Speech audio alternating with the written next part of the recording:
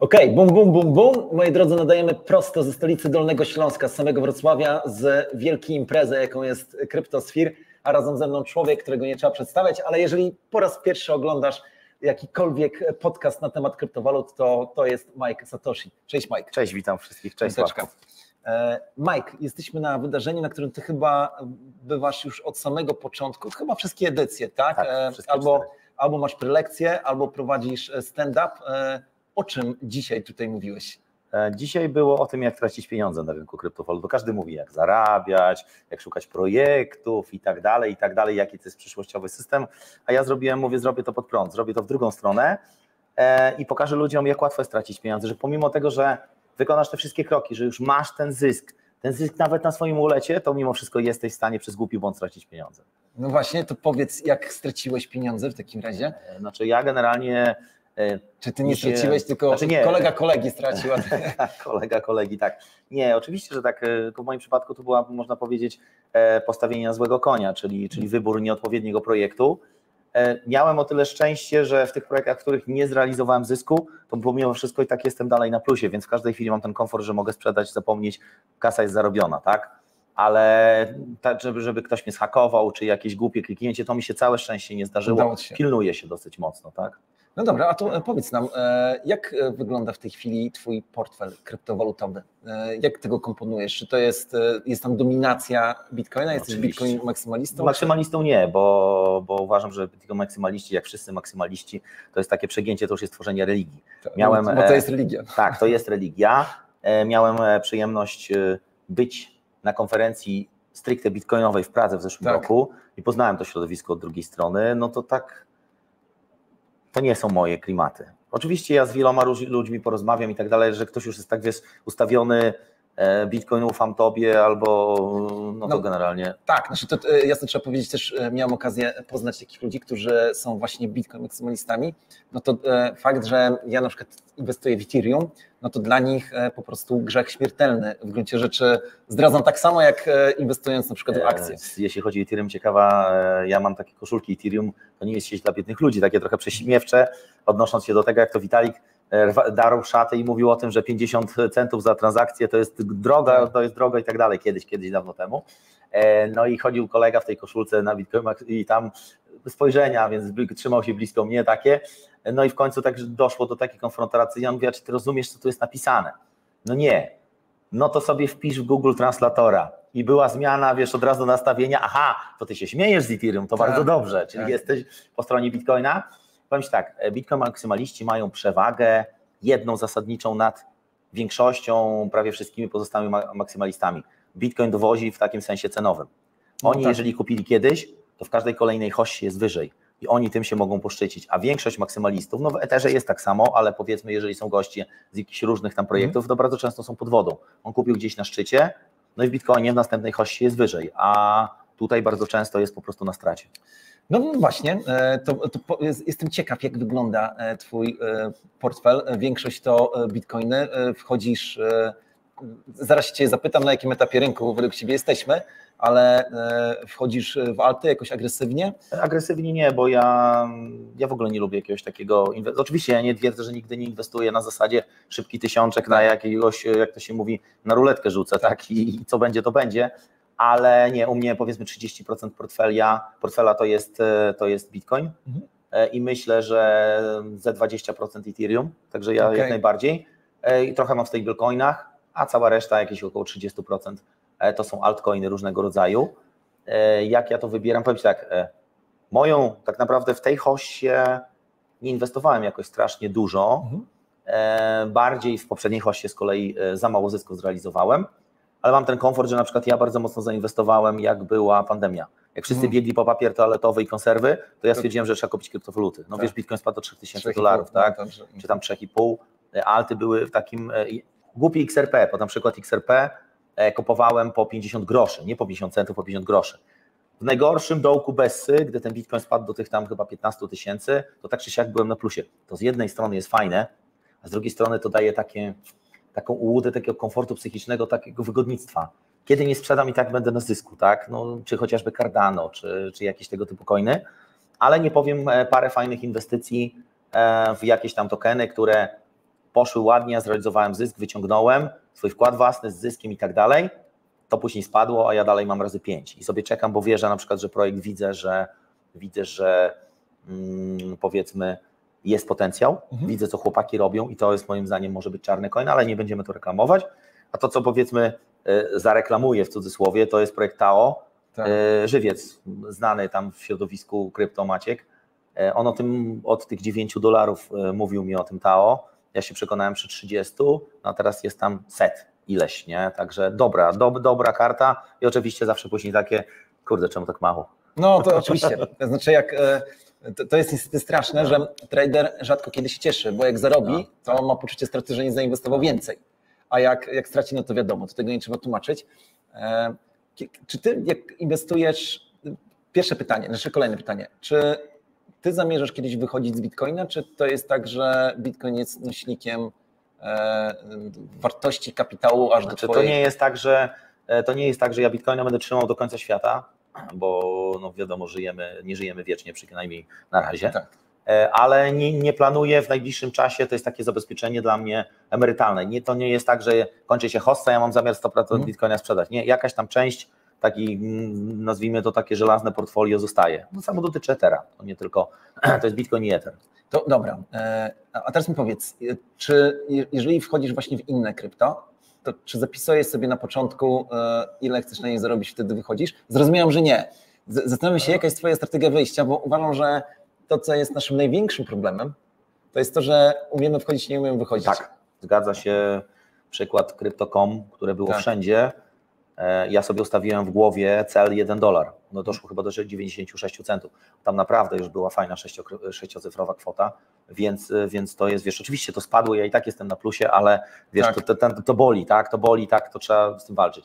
To nie jest tak, że ja sobie ustawiam twarde, że tu musi być tyle pieniędzy albo i tak dalej. Przede wszystkim obserwuję to, co daje rynek, tak? Bo czasami jakiś hype. Oczywiście, jeżeli widzę, że projekt jest mocno nahypowany, idzie, to moją podstawą jest to, żeby wyciągnąć minimum ten wkład własny. To jest najważniejsze, ale nie na zasadzie, że to urośnie razy 2, ja sprzedam wszystko i zarobiłem 100%. Nie, powiedzmy jakimiś tam, obserwuję też na przykład, jeżeli bawię się, tak to nazwę, bawię się w trading, to też bardzo często, jeżeli chcę coś sprzedać i widzę, że jest ten kurs rosnący, obserwuję order book, patrzę gdzie tam, oczywiście jeżeli ten order book nie jest napchany botami, gdzie są duże ściany. Okay. I wiesz, czasami jest tak, że zagapię się, ścianę przebiło, oznacza, aha, siła na rynku, ale jeżeli dochodzi i zbiera i nie da rady przejść, bo jest za duża ściana, no to jeżeli chcesz sprzedać, to opłaca się ustawić ten cent, 2, 3, 5 mniej, żeby jednak wyjść. Bo czasami dosłownie to, no Dogecoin jest kolejnym przykładem. Ja miałem ustawioną pozycję na Binance na 75 centów. 75 dokładnie. On doszedł do 74 i zawrócił. Okrągłe ceny nie są dobre. To jest psychologia. To jest błąd psychologiczny. Tak, jeżeli chcecie sprzedać, to śmiesznie zabrzmi, chcecie sprzedać, nie wiem, Bitcoina za $100,000, to ustawcie za 96. Przy 100 będą wszyscy chcieli sprzedawać. Zgadza się. No i też chyba warto wychodzić piętrami graduacyjnie. Tak. To też jakieś tam doświadczenie. No okej. Mam jeszcze dużo pytań. Teraz zastanawiam się, czy pogadać o Ethereum, czy pogadać o tym, w jakim etapie rynku jesteśmy. Pogadajmy jeszcze o Ethereum. Czy uważasz, że ktoś może zagrozić pozycji Ethereum? Jeżeli Vitalik dalej będzie śpiewał i tańczył, no to zamiast rozbijać sieć, no odnoszę się, chyba byłeś na konferencji, tak? Token no a byłeś na tej prelekcji? Tak, widziałem to, no. Ale jedną rzecz chcę ci powiedzieć, że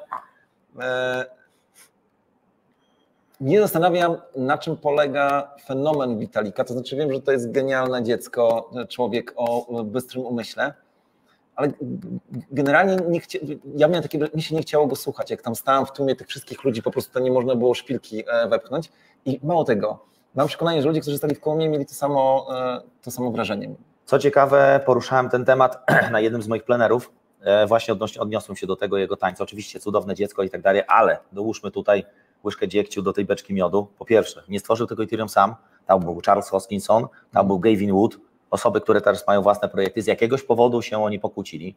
Do tego dorzucamy oczywiście całe zamieszanie z cofnięciem bloków, DDoS i tak dalej. No i powiem, ja użyłem takiego stwierdzenia w tym moim materiale, że jeżeli Vitalik byłby prezesem jakiejś korporacji, gdzie ludzie byliby udziałowcami, no po takich wystąpieniach już by nie mógł być tym prezesem. Okej, ja rozumiem ten syndrom wodza i tak dalej, ale są fanboye Witalika i wierzą w takie rzeczy. Z mojego punktu widzenia to wyglądał słabo, to wyglądał żenująco. Tak. No, tak. Ja oczywiście mam teraz pole do śmiechu, bo mówię, wiecie, gdyby nie gardło, to bym śpiewał i tak dalej, więc wiesz, to już jest nowa to jest wszystko fajnie, ale to są pieniądze, tak? Zresztą nie wiem, czy widziałeś wykres Vitalik Girlfriend i był wykres ETH i był naniesiony punkt, gdzie on ogłosił, że dziewczynę ma. Ten kurs się cały czas usuwa. Wiesz co, ja prowadziłem kiedyś firmę informatyczną, Software House, największy.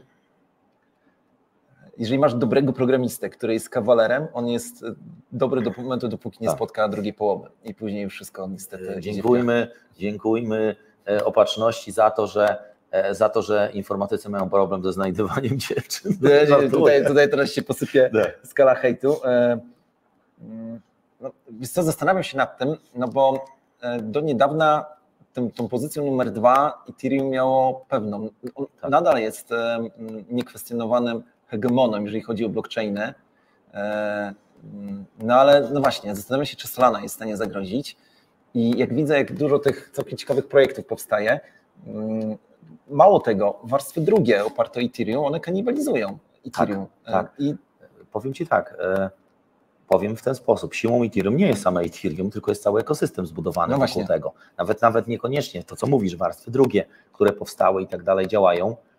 Oczywiście zaraz Rafał Kiełbus powiedział, że to nie są prawdziwe warstwy drugie, bo prawdziwa warstwa druga to powinna być mnożona na pierwszej, mrożona na pierwszej i przenoszona na warstwę drugą, no ale to zostawmy. Solana jak najbardziej, no oczywiście z Solany też się śmiejemy, że ja zawsze mówię, że to nie jest blockchain 24/7, tylko 5/40. No tak. Dużo, ale powiedzmy coś tam się dzieje, chodzi to szybko. Pytanie tak naprawdę, jeśli miałbyś zapytać, myślę, większości ludzi w krypto, którzy śledzą, jaka była ostatnia taka duża zmiana w tym Ethereum, no to te EIP, gdzie wprowadzili to palenie. No właśnie. No i tak naprawdę od tego czasu coś tam niby się dzieje, ale ta skalowalność, jak nic się nie dzieje, jest nuda na rynku, to fajnie, jest tanie Ethereum, tanie, no 50-70 centów, ale wystarczy odrobina hype'u i zaraz robisz za wymintowanie NFT-ka trzeba zapłacić $40, nie? No to tak... No to jest istotny problem i ja w ogóle zastanawiam się nad tym, czy błędem kardynalnym nie było jednak zmiana konsensusu, przejście z Proof of Work na Proof of Stake. Coś tam w tym jest takiego, że jakby stracili tę przyprawę. Tak. Ja też jestem zwolennikiem Proof of Work, także jak najbardziej. Ja też krytykowałem przejście na Proof of Stake.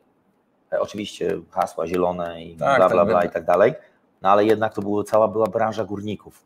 Przecież to było, zobacz ile osób, nawet na domowych komputerach, jak była odpowiednia cena, kopało to Ethereum, te karty graficzne i tak dalej, to było cały czas, to była cała część ekosystemu, która została tak naprawdę osierocona, No dokładnie, stracili bardzo istotną część społeczności i supportu. Ja w ogóle myślę sobie, że jeżeli jakiś blockchain jest w stanie przyciągnąć do siebie dużą ilość górników, czyli ludzi, którzy podejmują ryzyko, tak naprawdę muszą kupić koparki, inwestują w prąd i tak dalej, no to ta siła wpływa na stabilność tego całego ekosystemu, a Ethereum z tego zrezygnowało. Na token 2049 Solana zrobiła swoją niezależną konferencję.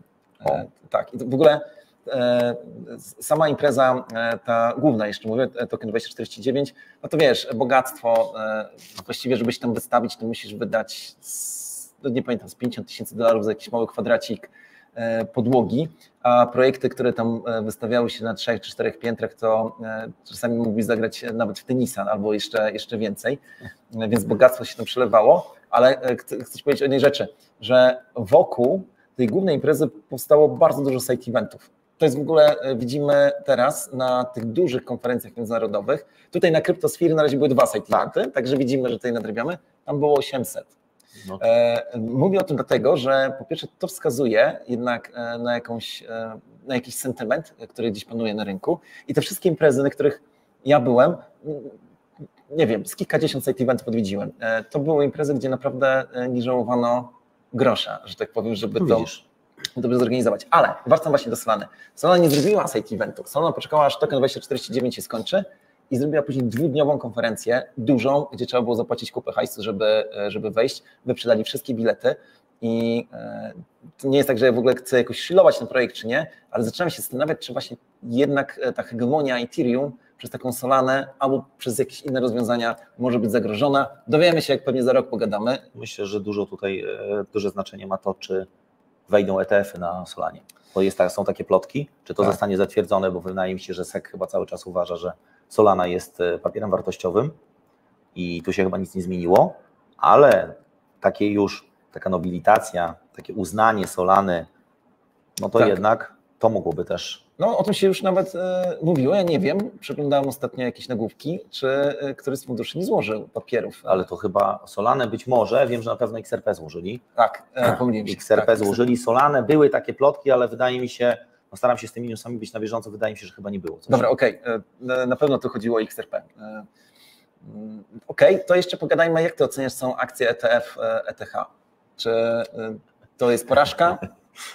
Znaczy nie, no, podobnie jak na Bitcoinie, ETF-y są po to, żeby Grayscale mógł zrzucać torby. No, to tak wygląda, tak? No, gdzie na Bitcoinie mamy BlackRocka, który te kupuje, no to powiem Ci szczerze, te inflow na ETH to nie jest aż taki duży.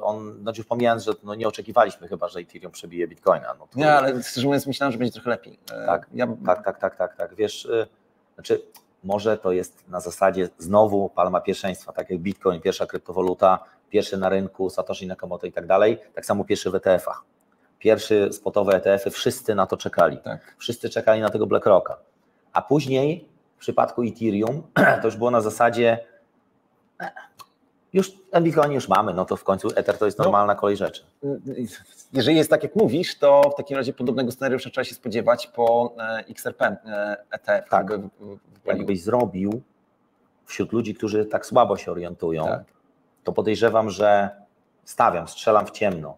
Jakbyś pytał, czy słyszałeś o Bitcoinie, czy słyszałeś o Ethereum, to pewnie 90% by słyszało o Bitcoinie, a 10% słyszałoby o Ethereum. No tak.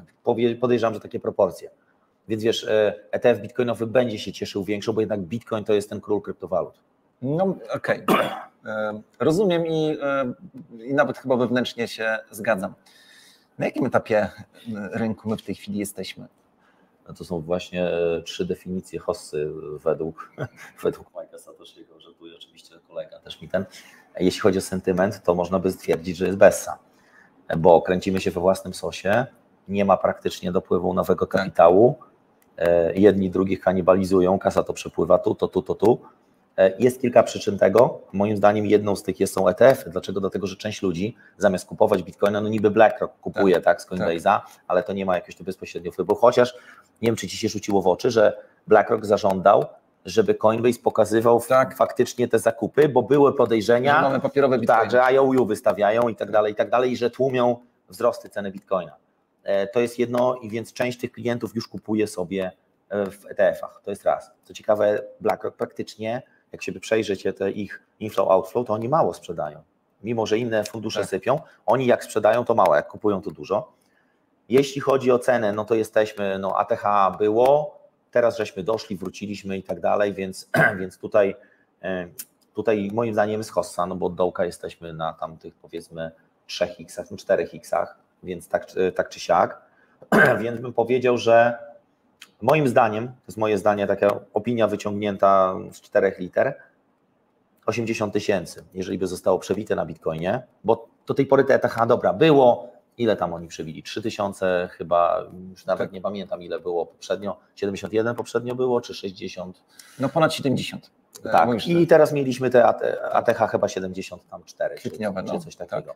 No to jest kilka tysięcy. To nie był taki strzał, że wiesz, idziemy... Jak ja policzyłem siłę nabywczą Bitcoina, porównując siłę nabywczą Bitcoina z kwietnia tego roku do listopada 2021, to ona była mniejsza teraz, więc nawet niektórzy mówią, że to nie było prawdziwe ATH. Widać, jak dużo kapitału dużego wpłynęło na rynek kryptowalut po korelacji z rynkiem tradycyjnym.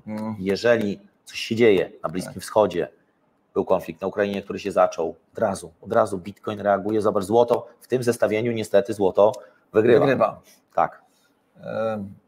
No i to jest jakby taka obawa, która gdzieś tam się pojawia z tyłu głowy, czy właśnie złoto nie jest postrzegane, tak jak Bitcoin miał być tym cyfrowym złotem, to jednak zaczyna być przylepiany do Wall Street po prostu. Tak. I to może się okazać dla nas, dla kryptowalutowców, jakąś taką istotną przewagą. Tracimy argument. Mnie zastanawia jedna rzecz, co dla BlackRock, bo oni są naprawdę bardzo optymistycznie nastawieni do Bitcoina. Oczywiście zawsze trzeba patrzeć na to, co robią, ale no takie hasła, no oni zarabiają wtedy, kiedy ludzie tradują, kiedy biorą te fee, więc im też nie zależy, żeby ten rynek się zawalił, bo jak się rynek zawali, no to też stracą, klienci uciekną i tak dalej, nie? Więc czy BlackRock nie wprowadzi trochę takiej tej stabilizacji? Znaczy wiesz, poruszamy się w tym, jak to niektórzy mówią, kanale pomiędzy 50 a 70, to takie bardzo szerokie spektrum. Czy nam się uda to przebić? Oczywiście ja osobiście wierzę, że tak, ale zastanawiam się nad jedną kwestią, już kilka razy ją poruszałem wcześniej. Skąd miałoby się wziąć pieniądze na to, żeby mieć kolejne ATH?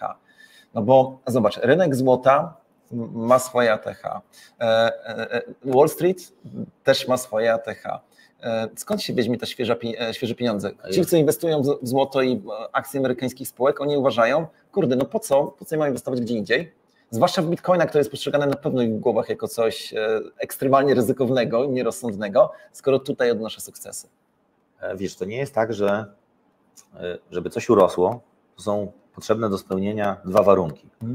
Po pierwszy warunek, to żeby byli chętni, gotowi zapłacić więcej, a po drugie, żeby ludzie, którzy posiadają dane aktywo, no bo oczywiście można tam górnicy i tak dalej, to nie pojawia się znikąd, po prostu są zasady, oni wyżej wyceniali. No to czasami ludzie tak patrzą, o spadło coś tam tyle, to nie mówię, no bo to jest sentyment. Jeżeli zaczynasz cenić, wiesz, prosta sprawa, na każdym rynku jest tak samo. Jak się pojawia słaby sentyment, to nagle ceny lecą, tak? Bo ludzie zaczynają bardzo często wpadać w panikę, kurde, chciałem sprzedać za 60 000 bitcoina, już jest, dobra, ja sprzedam już teraz, bo wiesz, i później jeden, drugi, trzeci, do tego dochodzi cały rynek lewarowany i tak dalej, i tak dalej, i tak dalej, więc tu wystarczy sama wiara. Bo jak będzie wiara, to się przecież trafią ludzie, to nie jest tak, że ty musisz kupić całego bitcoina, no można kupić mniej.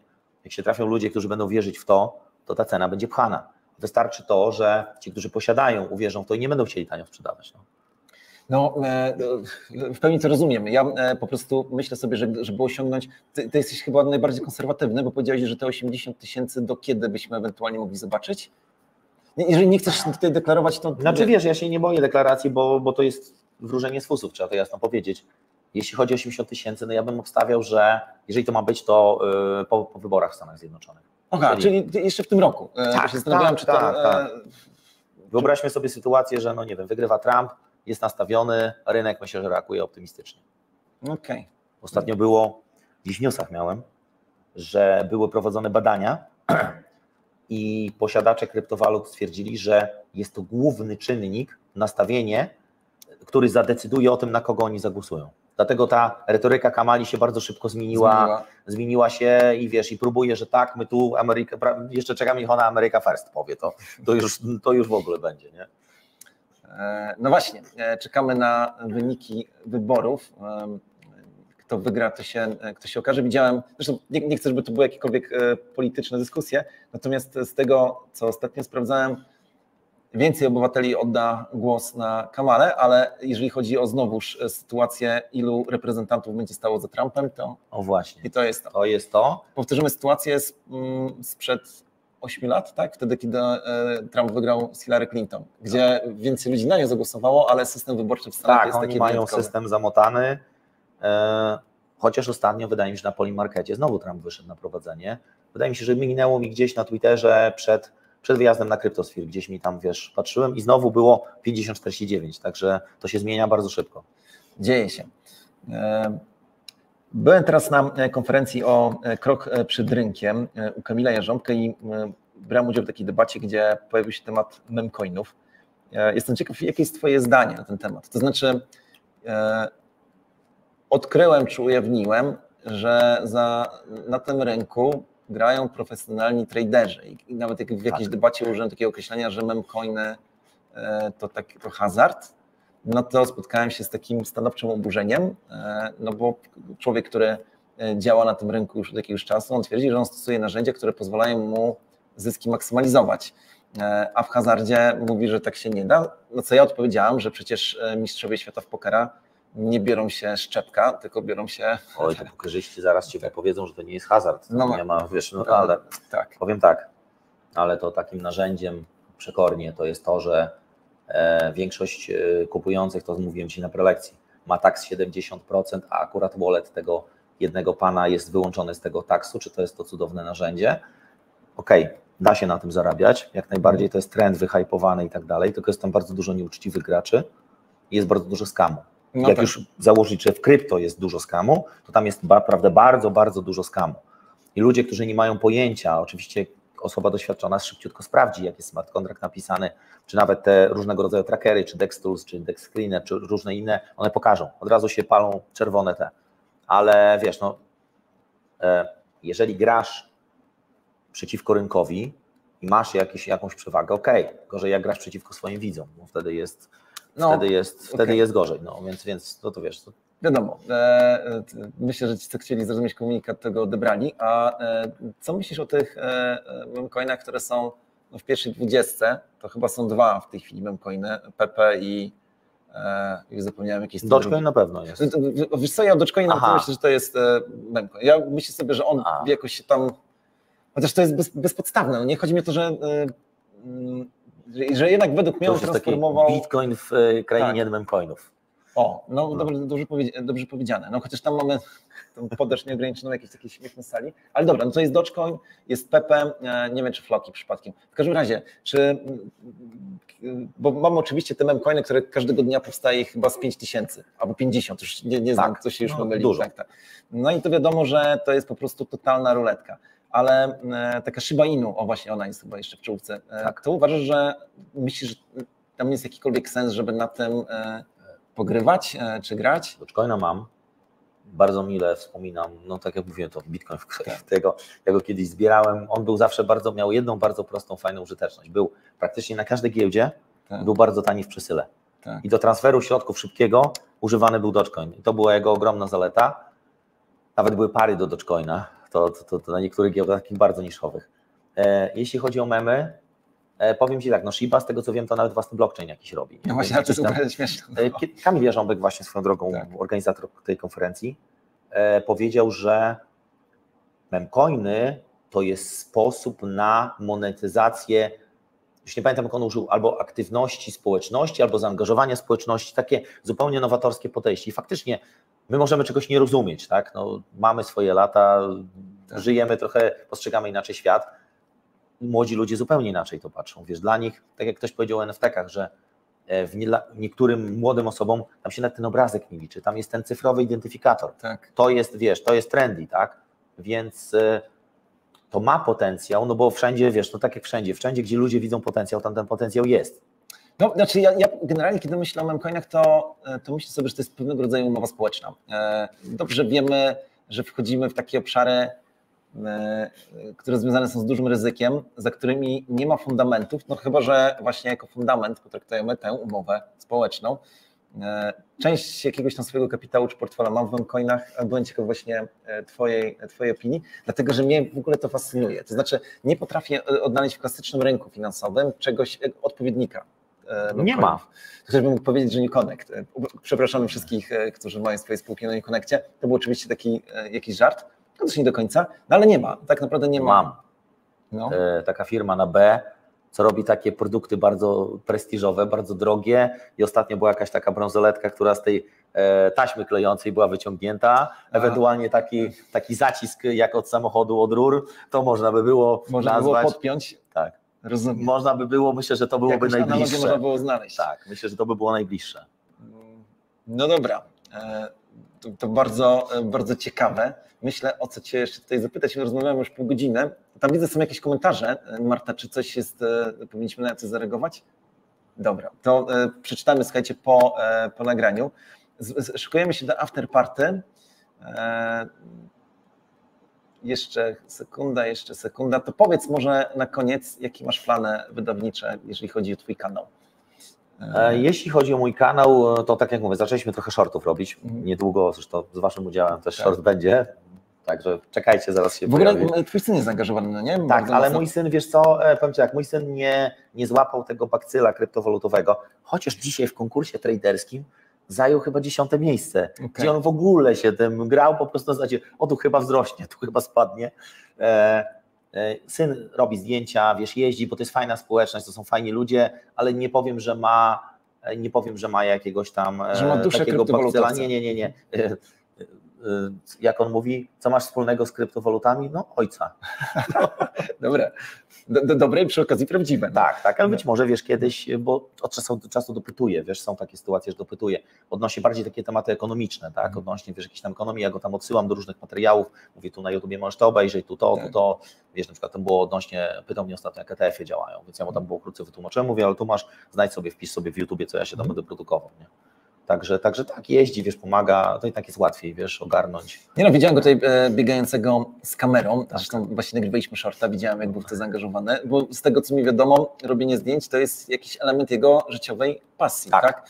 Tak, nawet uczy się w technikum, w przyszłym roku matura, także ja go tam cisnę mocno, bo to wiadomo, ale tak, chodzi na kółko fotograficzne, fascynuje się tam, coś tam też trochę programuje, ja oczywiście zawsze go tam próbuję, mówię, kurde, mógłbyś coś tam w tym blockchainie, no znasz ten język, ten, ale tak, wiesz, ja wyznaję zasadę, że on musi sam do pewnych rzeczy dojść, tak, tak jak moją niespełnioną ambicją było to, że on w koszykówkę nie grał, a ja gram, zawsze chciałem, wiesz, w tym wieku już byśmy mogli razem grać, ale nie, na zasadzie i piłki nożnej próbował, i koszykówki, i czegoś tam jeszcze, i tego, i pływania. A nurkowanie?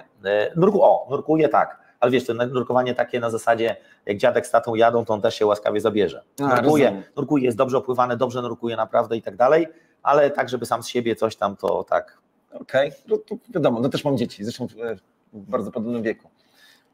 No to powiedz, jakie masz plany, no bo prowadzisz swoją niedzielną wieczorną akcję, Bitcoin w plenerze, prowadzisz newsy, strasznie dużo tego jest, no nie, i to jest obciążające. Tak śmiechem, żartem, to ta niedziela to taka nie jest obciążająca, bo ja sobie siadam, pogadam 15 minut, zapraszam gości i oni mówią, wiesz, pół żartem, pół serio, ale no tak, wiesz, tak często jest. Jak kiedyś była taka niedziela, się trafiło, że po prostu nikt nie przyszedł.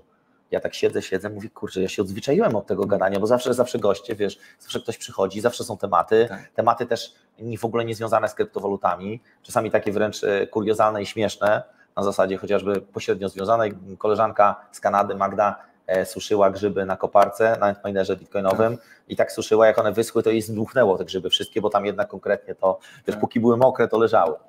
Były też takie... Słuchajcie, to są też tematy około kryptowalutowe. Oczywiście, że tak, no ale powiedzmy mamy, wiesz, od Wesleya relacje z Chin, co tam się dzieje i tak dalej, także różne punkty widzenia, bo ja uważam, że ludzie nie muszą się we wszystkim ze sobą zgadzać, to nie twórzmy takiej zamkniętej bańki, w której będziemy wszyscy nadawać tym samym głosem, nie, chodzi o to, żeby umieć porozmawiać nawet ze sobą, z którą się zgadzamy. Jeśli chodzi o mój kanał, no trochę tych shortów też staram się robić, no te nieszczęsne kryptolotto, ja nie wiem, to jest jakaś klątwa po prostu, to jest taka seria, w której ja losuję takie kryptowalutę z miejsc 1000, 2500, inwestuję w nią $100 i jest portfolio, które tam prowadzę i tak dalej. Oczywiście już 9 na 10 jest na stracie, ale są takie, gdzie tam udało się, tak na przykład jedna waluta ciągnie całe portfolio, bo chcę udowodnić, że to wcale nie jest tak, że jak zainwestujesz na pałę, albo wręcz w drugą stronę, tak, zainwestujesz na pałę i się okaże, że zarobiłeś. Więc to chcę reaktywować. Z takich nowości, powiem Ci szczerze, nic właściwie takiego super nowego nie planuję, przynajmniej w najbliższym czasie, aczkolwiek to się może zmienić. Tak. No wiadomo, no, prowadzenie kanału to jest systematycznie, tak jak powiedziałem, to jest duże obciążenie, no, przecież do kryptonewsów to się musisz jeszcze przygotować. Skąd w ogóle czerpiesz wiedzę? To jest tak, że przeglądasz Cointelegrafa?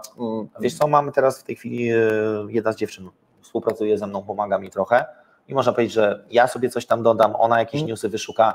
Jeżeli ja w momencie, gdy robiłem to sam, powiedzmy rok temu, czy ponad rok temu, gdy robiłem to sam, to odpalałem Cointelegraph, nie wiem, Watcher Guru, te inne portale CoinDesk.